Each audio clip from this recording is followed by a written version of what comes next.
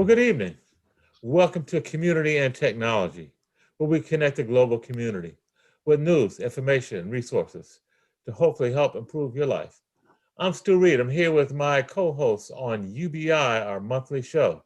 With us is Diana Blackwell, the Tenant Association President at Fred Samuel Houses in Central Harlem. Diana's a community activist and a fearless champion for Harlem residents, as well as a staunch advocate and our producer of our program series on UBI, Universal Basic Income. Welcome, Diana. Well, thank you. Thank you. And of course, Enno Schmidt, also one of our regular co-hosts on our UBI segment. Enno is the co-founder of the Basic Income Initiative and the Referendum on Basic Income in Switzerland, and author of the film Basic Income, A Cultural Impulse, and currently at the University of Freiburg in Germany, where he's helping to set up the Freiburg Institute for Basic Income Studies. Welcome, Enno. Thanks for having me. And today we have a very special guest, Professor Soomi Lee from the University of Laverne. Her research areas include political economy and public finance, with an emphasis on state and local finance. Professor Lee teaches public economics and quantitative research methods. She received her PhD in economics and political science from the Claremont Graduate University in 2011. Professor Lee, welcome to Community and Technology. Thank you. Good to be here. Yeah. So where do you want to begin, Diana? Before the show started, I was talking a little bit with both Enno and Professor Lee about the COVID relief bill that just got passed, and the fact that it had child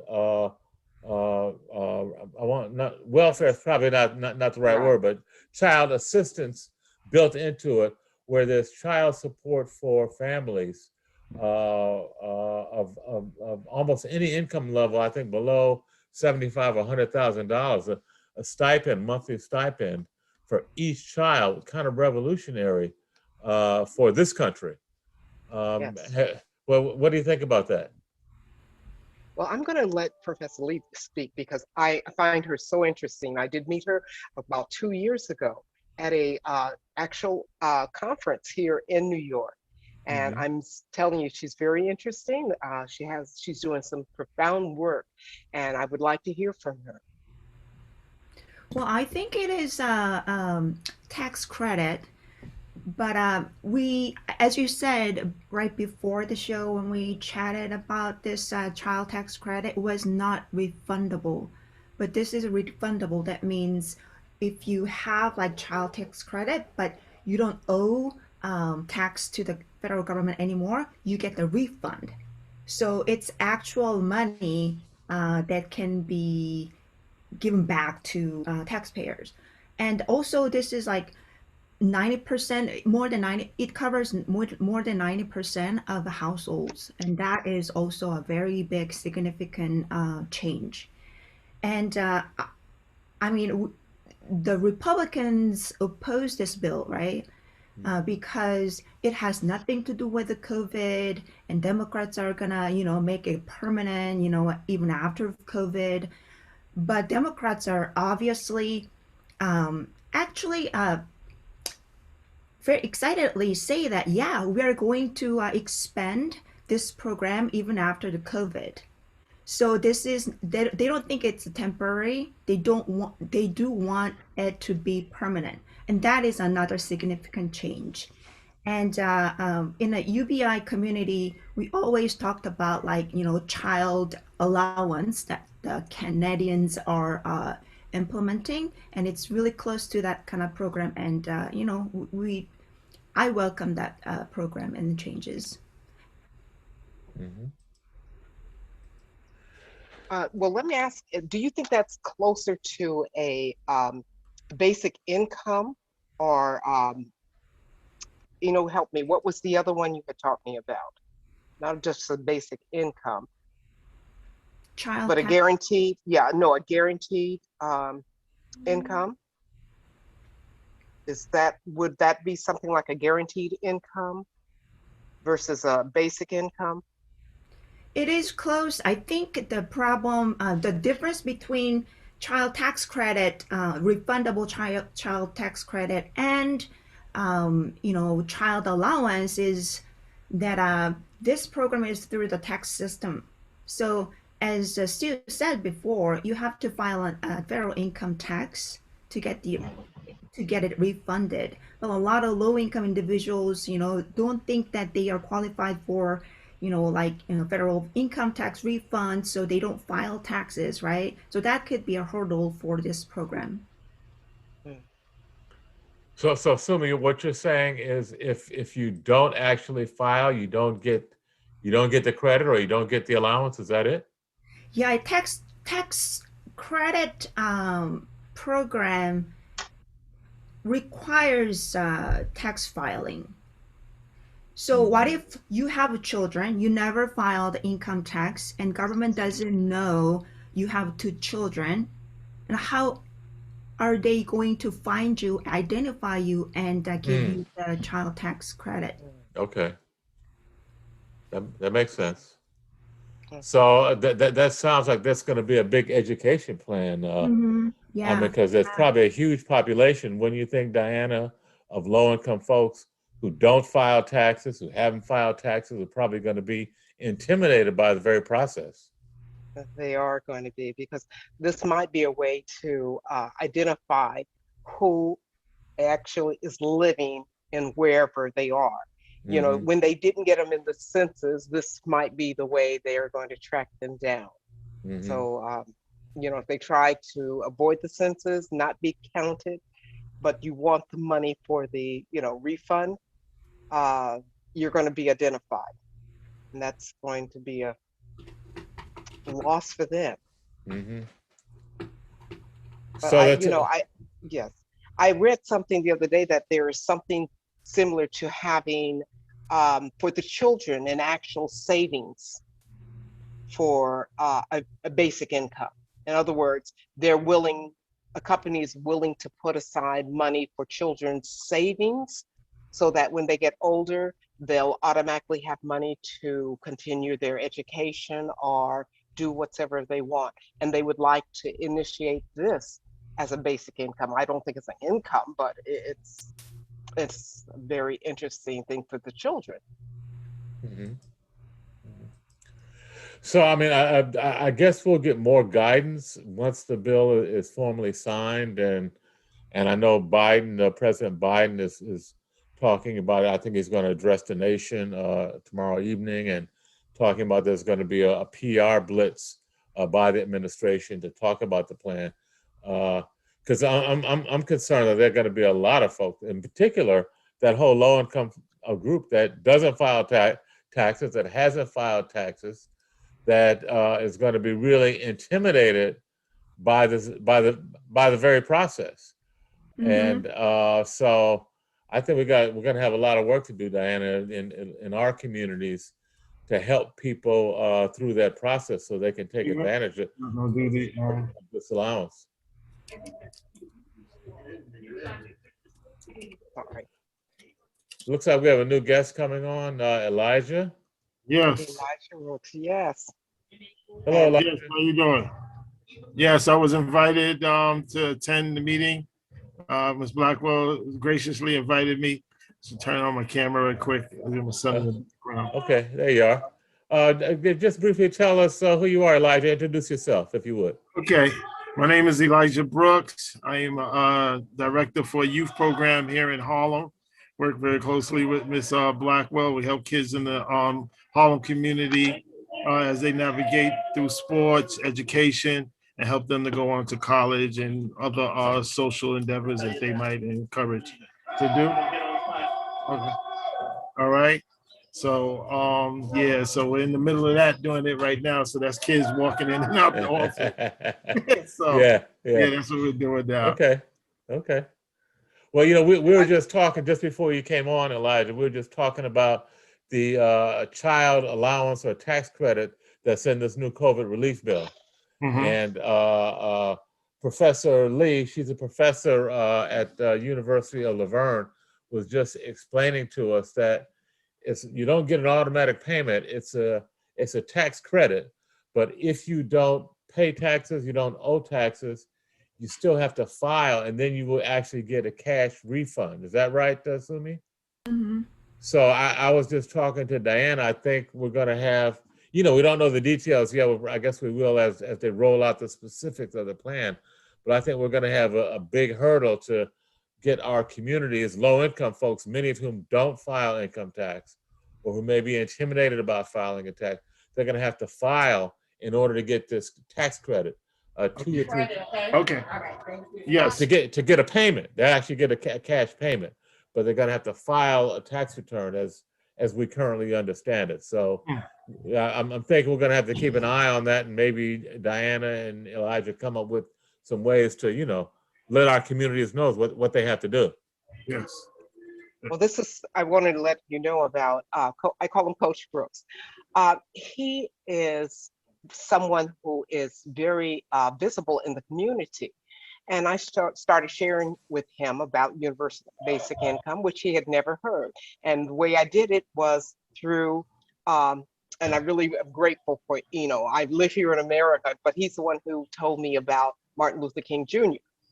So I'm like, this is totally embarrassing. I have to learn from someone in Germany, but I'm so grateful. But I passed that on to Coach Brooks, and I was surprised he hadn't known about the work that Martin Luther King had done. So I think a lot of us need to really understand that basic income has been talked about for a long time, a very long time. And now is the time for us to really begin to get it activated in the communities. Find those people that are supporting it and get educated by it. And then we can go and advocate for it wherever we need to, wherever we can find a space. And I'm just so grateful for knowing Enno, yes, and Professor Lee also, and the work that they're doing. But we need to get this out more. This is something that I believe that it's a right. I do believe that it is our right to have a living wage, a living income rather, and that we can do what we need to do, which will cause creativity, which will cause us to just go forth and do things that are going to be productive, where we may not do this right now. We just have to do what we have to do to live. But a basic income will give us that freedom to do what we know that will best suit our families and the communities. Mm-hmm. Yeah, and for the economy, for the society, for the children, for less violence, better health, and so on. These are all results of the several pilot projects that are finished recently, for example, in Finland, even if this was not a good construction of a pilot project, but the results like people are more busy, people do more work, not necessarily more employment work, but more work, better for the society, feeling better, more trust to each other. So this is so important. Society with trust to people, trust to the authorities, less violence, less struggling. So all these results are positive. And I think you even don't need pilot projects because you can think about it. What happens if people are free to decide about their lives, to bring out their values, to bring out their talents, to unfold their talents, to find the society and the environment around you that fits to you? So this makes people peaceful, this makes people productive and creative. And this is so needed in the social field and in an economy that will change. We are not in a singular situation. We are in a world which is more and more digitized. Automation, digitization, this is going on. And we have to ask the question for ourselves, what are we as human beings? And not as a robot, what can be in 50 years and can do a robot in 50 years. So the question about humanity, the question about what human beings are is so important. And an unconditional basic income is asking the right questions. So if you think about it, you feel it immediately. You have questions over questions about, wow, unconditional, what will happen then? This triggers thinking.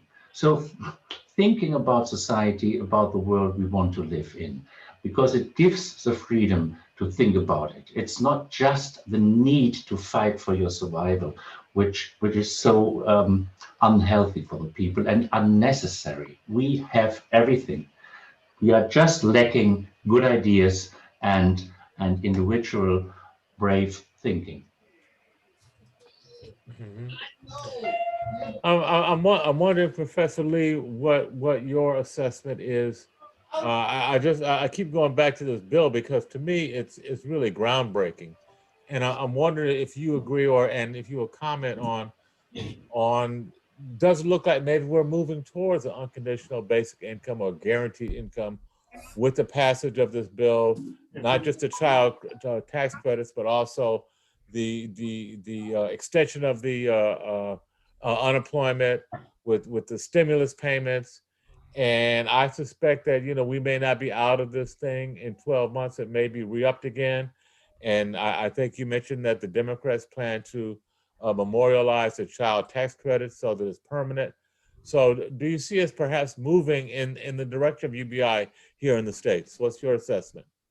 Yes, yes, I believe it is going in that direction. Um, of course, this bill, the child tax credit and 1,400 checks to individuals, uh, do not give them to the top, roughly 10% of entire, U.S. households, right? So, but then 90% are covered. So it is, as universal as you can get at this point. And the most important, significant part of this bill, I think, is like it's unconditional. A lot of welfare assistance, cash assistance, like depends on whether you're looking for a job, you're in training, a lot of conditions that qualifies the assistance. But this is like unconditional, and that is a big change, right? Right? Because in, I mean, I am an immigrant, and so when I kind of like try to read American mind, and then I realized that, like, you have to be deserving to be qualified for any government assistance. And unconditionality is something, that's pretty significant. Related to that, I just wanted to give you an example. Are you familiar with the Stockton experiment by a mayor, Michael Tubbs and other? Yes. Yes, we've Um, talked about that. yeah, just a couple of days ago, their experiment results came out. Uh-huh. I don't know if you heard of it, but the results was that I mean, basically, it's a $500 per month to households, right? Um, it's about 125 households, as I believe, I think, and it did actually improve the employment. A lot of people think that, like, if you give cash to other people, they get lazy. They, just wanna, they just don't want to look for a job and that sort of thing. But actually, it increased um, employment. And we were all a job seeker at some point in our life, and we know that job search is a full-time job that requires resources. So when you have a little bit of seed money to pay for bills and stuff like that, now finally you don't have to worry too much about that and focus on your job search, what you need to do, you want to do next, right? I think it's really encouraging, and that payment has no condition. So even when you are just given a cash payment, people are more motivated to do something. So that is a really encouraging thing to see, from the Stockton example. So the unconditionality is extremely important, because then you don't have to be distracted to be qualified all the time, but then, to look for what you want to do next. Right. That's something that Enno has kind of drilled into me. I initially thought of UBI as universal basic income, and I learned from Enno that unconditional is really a better description of what it is. There's no conditions. You don't have to meet any requirements, and it's a way to really spread it around to everyone. And unconditional includes universal. If it's really unconditional, that means, it is for everybody. It's not the condition that you are poor or the condition that you are employed or unemployed. Unconditional. So in German, it is bedingungsloses Grundeinkommen, and in the US, it is universal basic income. But my friend, the Scott sentence says always both. Universal, unconditional basic income, so that it becomes really clear. So Professor Lee, so you think this legislation portends a trend going forward for this country? Yeah, I think so. And then I think it's inevitable, because recently there was a study, from economists that came out, and they did look at all these unemployed individuals, and surprisingly, 70% of unemployed individuals were not getting unemployment benefits. 70%, and that means only 30% were getting the unemployment benefits when they did the study, right? Why? Because 70% of people didn't know, or either didn't know they were qualified, right? Or they thought that they were not qualified. So this is another hurdle, right? For a government benefit, because the qualification, the administration, and the take-up rates are really complicated problems for low-income individuals, right? Unless you have a really, like community force who encourage them to go find, unemployment benefits and claims and things like that. And then a lot of jobs do not have like unemployment benefits insurance. They're not just essential. They're not qualified for the insurance, unemployment insurance at all.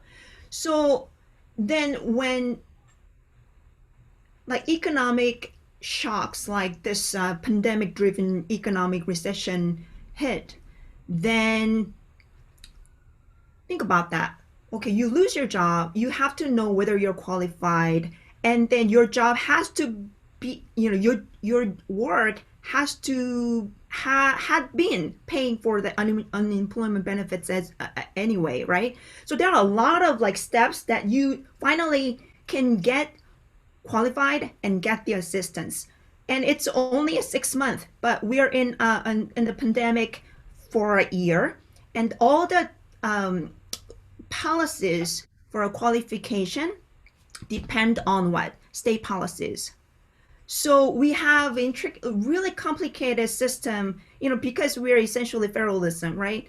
And then and when you think about the changing of this labor market, like gig economy, for instance, right?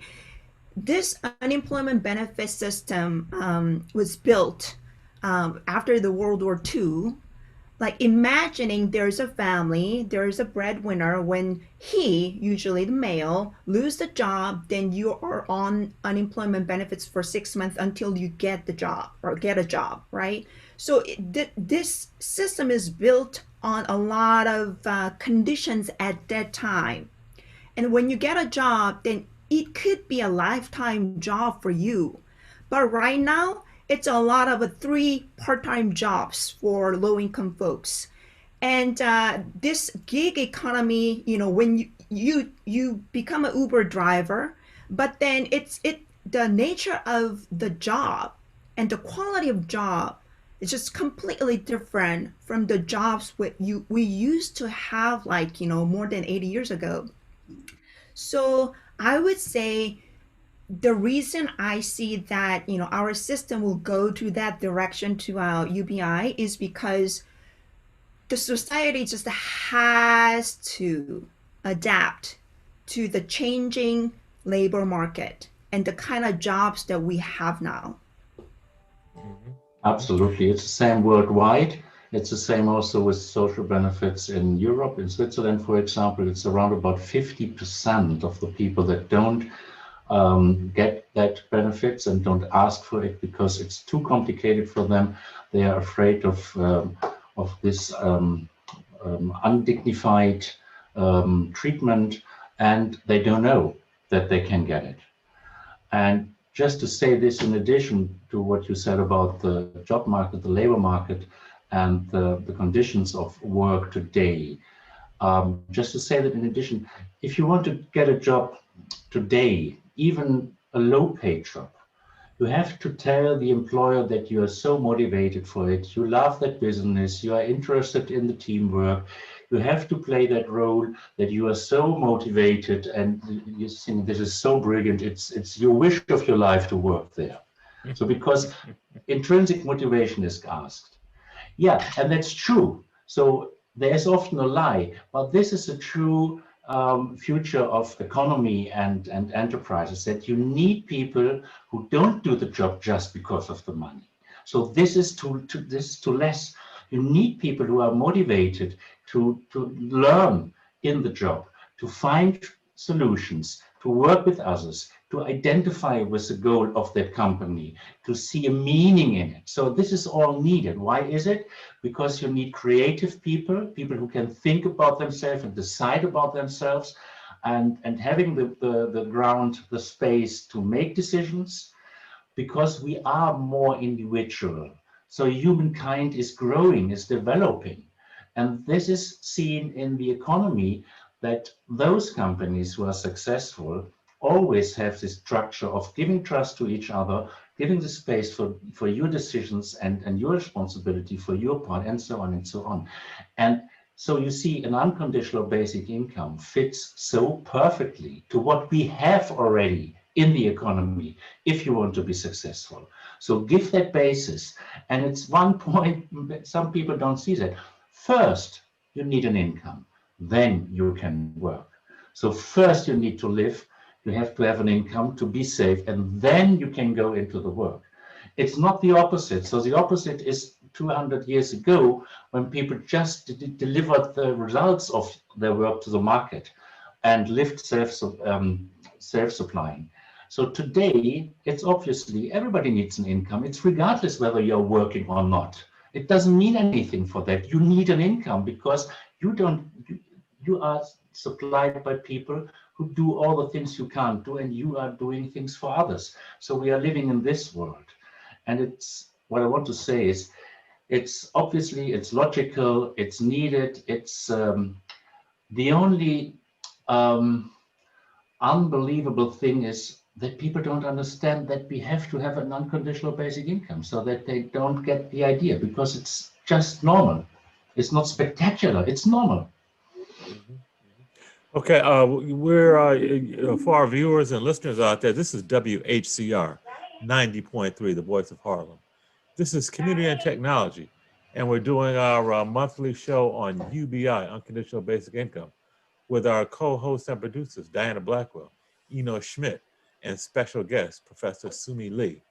Enno, you raised a good point, as you're talking about the universality of this, and I'm wondering what you guys think beyond the United States. That the pandemic is certainly infecting everyone on the globe, on the planet.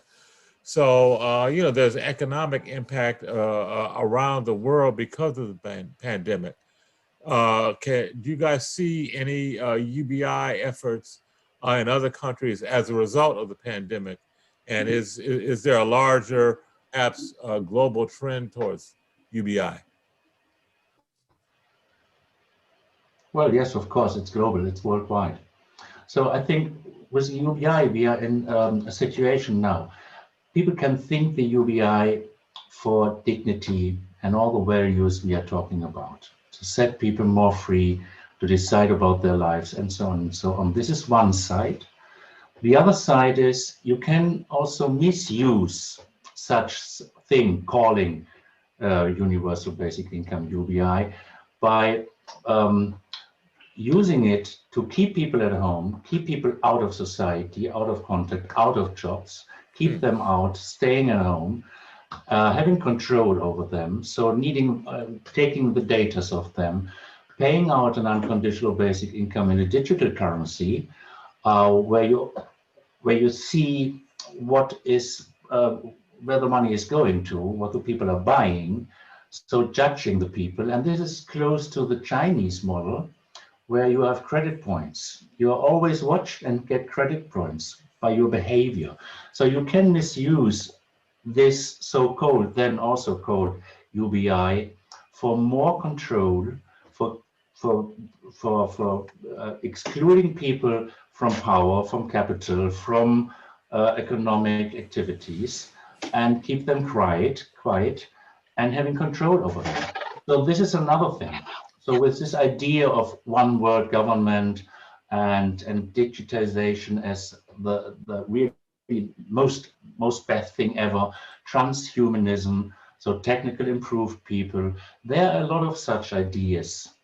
And I think we have two tracks now. One is a UBI felt by heart with human ethic, and one for a better functional, optimized world. So optimized like computers are optimized, and you can optimize people and society, having less diseases and so on.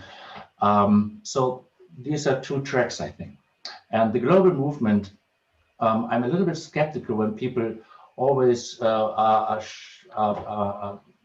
saying, well, COVID is a chance for a UBI. Yes, on one hand. On the other hand, it's a chance to misuse UBI to keep people outside of society. We have to keep in mind both, because this is the world like it is.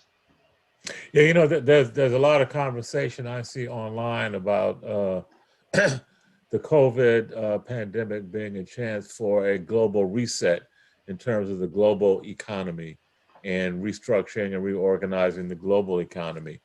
And I'm wondering what you guys think. In particular, Professor Lee, you know, I'd like you to weigh in on that as an economist.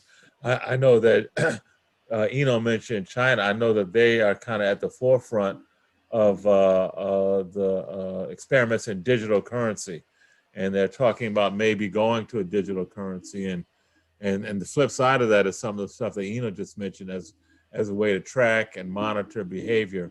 I'm wondering what your sense is of that in terms of just the global reset, the pandemic, and the impact on economies, particularly given the digitization potentially of currencies. That's a great question. As far as I know, the researchers and economists in Europe and elsewhere are collecting how countries are responding to the coronavirus pandemic economically. So they are collecting, policy responses in Spain, South Korea, China, U.S. and Australia and all other, countries. Every country has a response to this pandemic, and in terms of reset, definitely, the COVID pandemic inspired us, or facilitated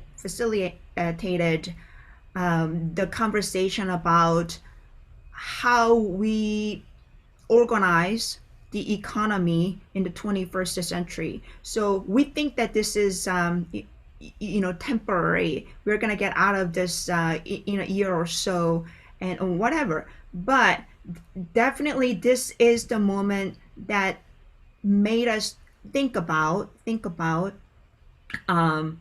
current systems, like welfare systems and tax systems, and how income is distributed. Who has to go to work as essential workers, who can work from home, right? All these things, and then the benefits that can and assist people are usually in favor of the middle income or higher income households.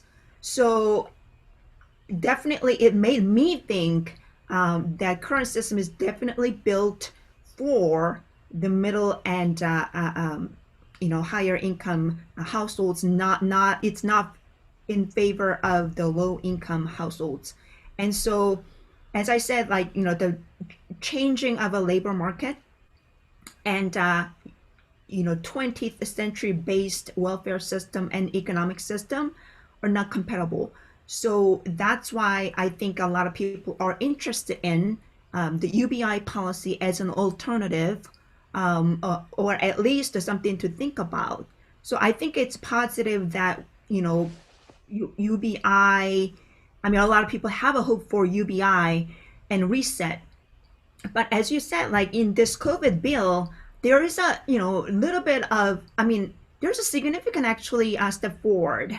We talked about child tax benefit, uh, child tax credit, and also $14,000 paycheck per individuals, not households, individuals, in this bill is something that we can't really ignore. It's a significant bill, and we're just accepting that, or that okay, in this kind of like pandemic driven economy and in this economic situation, well, unconditional checks to everyone sound, it makes sense, right? I think it's a slowly, very slowly, people are accepting that notion of unconditional paychecks that people need.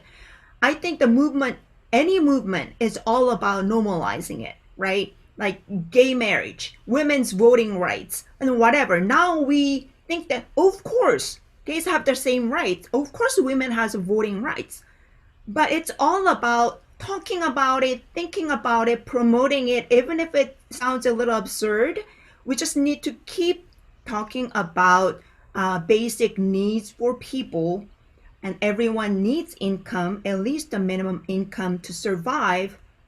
And but little by little, I think the idea of UBI is getting accepted in the society, and especially in the US. That's really big because the US unbelievably was really big on guaranteed income in the 1960s. Like more than 1,000 economists signed a letter to call for minimum basic income in the late 1960s. And we have Martin Luther King Jr., who said, well, my conclusion is UBI, right? And then Nixon had a family assistance plan that passed the United States of House, Congress. Of course, it failed in the Senate, but there's a significant movement, UBI, guaranteed income movement in the U.S. in the 60s and 70s. We are the only country that has an Alaska permanent fund that gives checks to every resident in the a state of Alaska.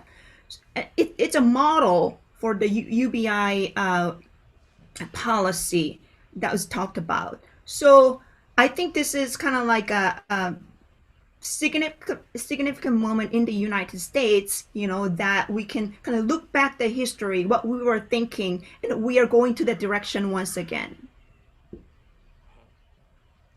And that's interesting. Given that perspective, that's 60 years or so. We've been kind of at it, and maybe we're finally now getting there.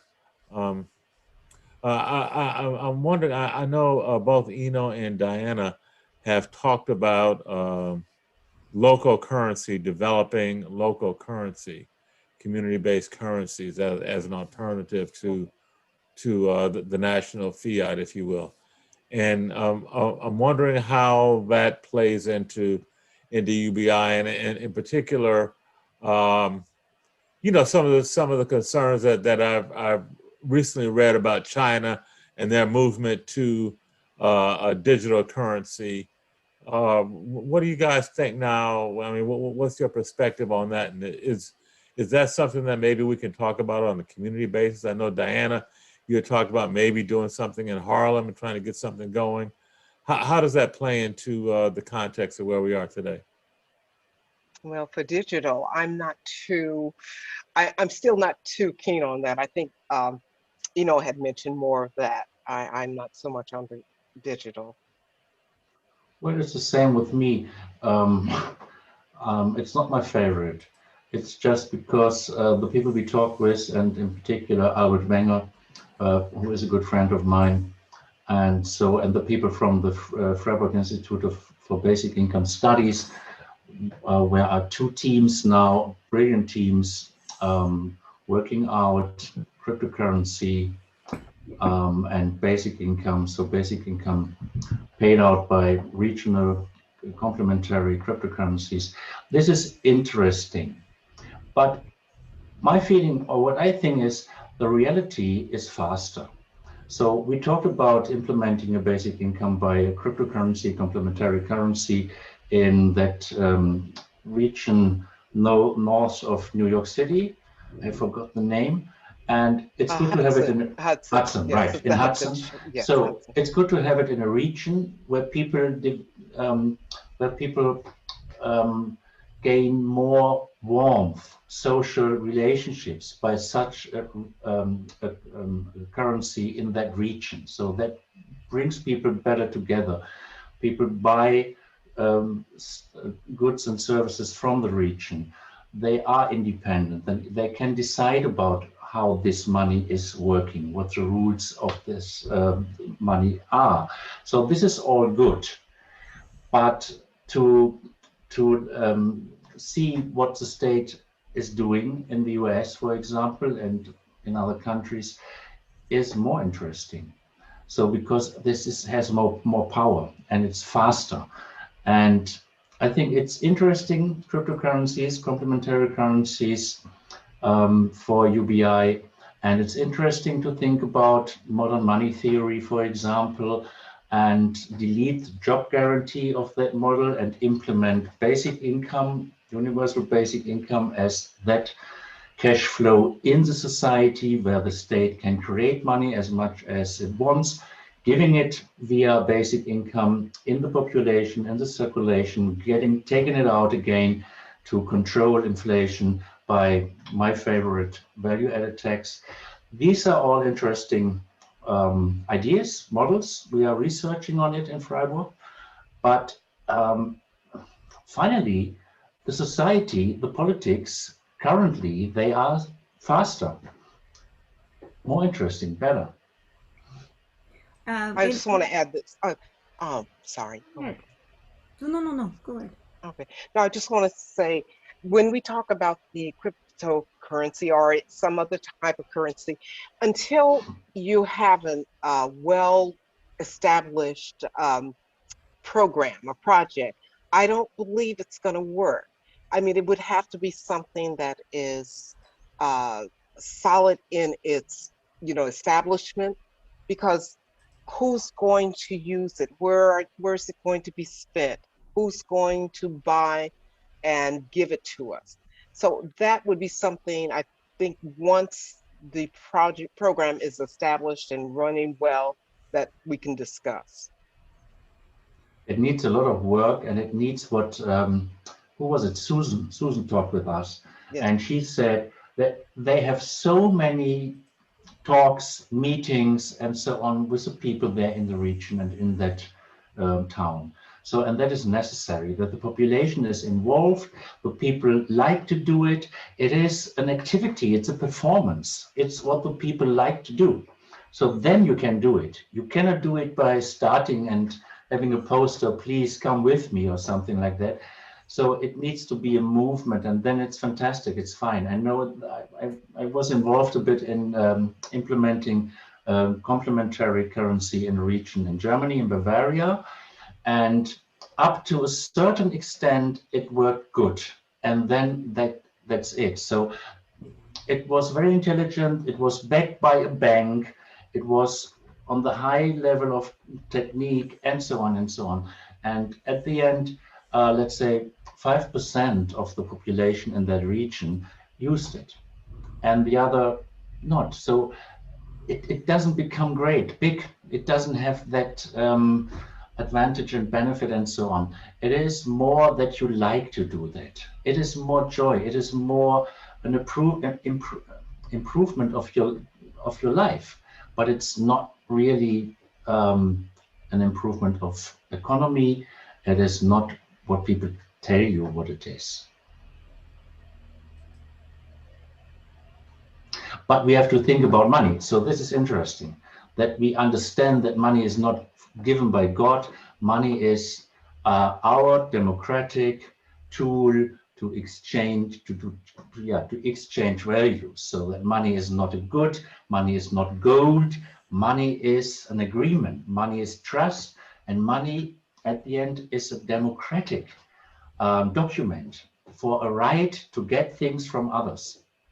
So it's not gold, it's not value in itself. And that is a huge misunderstanding, that people think, oh, if I have many, many money, so then I'm close to God, I'm powerful, and I am big. But then you just have a lot of papers for rights, and rights are given democratically. So it's another topic. I have a perfect person actually to talk about that issue in your local digital currency for UBI. And his name is Pablo Fernandez del Gastillo. I met him at a UBI conference in Portugal.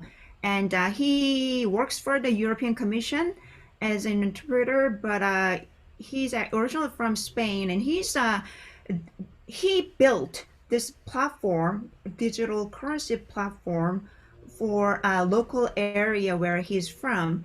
And he is really clever in terms of how he designed it. So he actually is trying to convince, like still in the process, trying to convince the mayors to accept this as a local currency. And as you know, Enno said, it's just a means to exchange resources, right? Like everyone has to use bananas to exchange something. Then all of a sudden I have a lot of money, but no bananas, then my money is no use, right? So if everyone accepts that currency, like all the businesses and governments and all that, like, you know, accepts the currency at the local level, not small local, but, you know, covering like a lot of jurisdictions, then it can facilitate the allocation of resources in that region.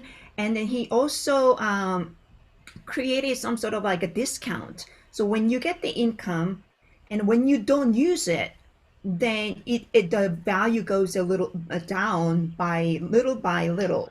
So you are motivated to consume the local currency to facilitate the economy. The problem of, you know, there's a paradox of you know, like thrift, right? So we get checks in the middle of COVID, but it's so uncertain in the future that you try to hold on to that money. So actually during the COVID-19 pandemic for the last year, the savings rate went up in the United States because the future is so uncertain. Just in case, I want to save more right now. So we are trying to stimulate the economy, but instead people are saving money. So to prevent that, he kind of invented this discount so people can consume and exchange resources there. And also whenever there's a sales, a fraction of money goes to the local governments. That's kind of like a sales tax, right? So that the government also has incentive to promote this local currency so that they can get like a local revenue that they can use for infrastructure and whatever. So I hope you invite this guy and talk a lot more about local currency and especially on the digital platform. That came up in the depression, and when it was not inflation but deflation, so that this model, money is losing the value, and by this it's going much faster into circulation. So $1 is creating more transactions and more business with this specific thing that it loses value. These are things experimented in Austria, for example, in the 1930s or something like that, in Virgil and so on. And one of the biggest projects with UBI is with a cryptocurrency that is in South Korea. That is the former governor of the state of Seongnam, south of Seoul.